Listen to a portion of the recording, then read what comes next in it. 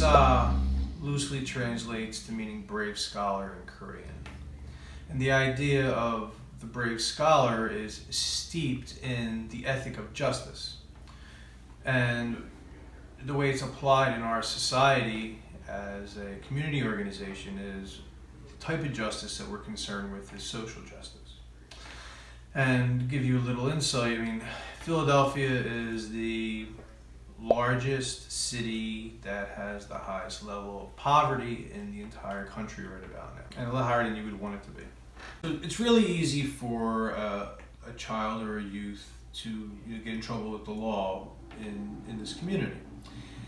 And it's kind of always been that way, but I think when I think back to when I was younger, society's a little bit different today than it was. It seems to be a little bit less forgiving to children or youth when they, get out of line or act disorderly or have a fight or, any of those things that we don't want to see happening, but they do happen. So, a case in point is when I was a teenager, I was arrested for disorderly conduct because I was playing a radio too loud, and a police officer rolled up and he cursed at me and said to me, "Lower the radio," and I cursed back at him.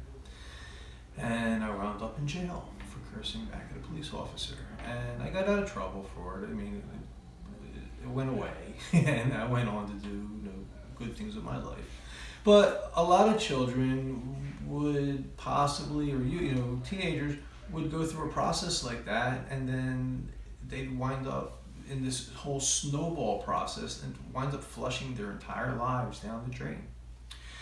So a few years back, some of my colleagues in the Philadelphia Youth Sports Collaborative, and we put together a program with the Office of Juvenile Justice that we call Sports for Juvenile Justice. And it's only in Philadelphia, and Zhang is a provider for Sports for Juvenile Justice.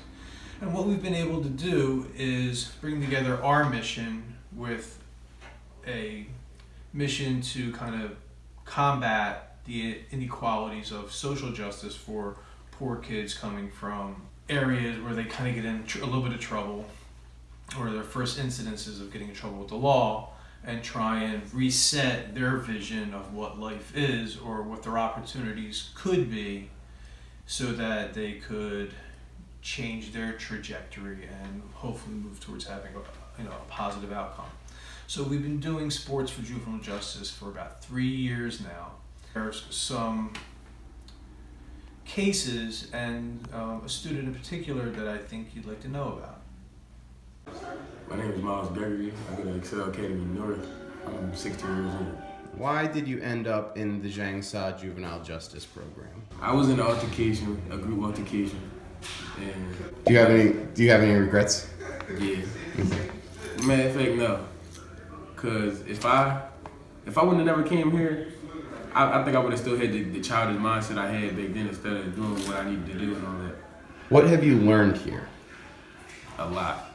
I learned how to take a punch. I learned how to fall. I'm serious. I learned how to fall, take a punch. How has coming here and learning changed you? More discipline. How do you feel like you've changed as a person from when you started attending Zhang martial arts? My attitude got way better. When I first came here, I wasn't trying to participate, do none of that. I just didn't care. And then when I started coming more, I started liking it more than what I thought I would. They teach me more discipline than what I knew at the time. Lucinda Matthews, and I'm Miles' mother. What things caused Miles to get in trouble before he came here? His peers, being around people he shouldn't have been around, being a follower. Have you seen any changes in Miles since he started coming to Zhang? I had his attitude and a little more discipline, and he just likes coming here. Do you think this was a good opportunity for Miles? I do. Okay, why? Just because it taught him, how to be disciplined, how to control, and how to protect if he needs to protect, like me or his nieces or himself.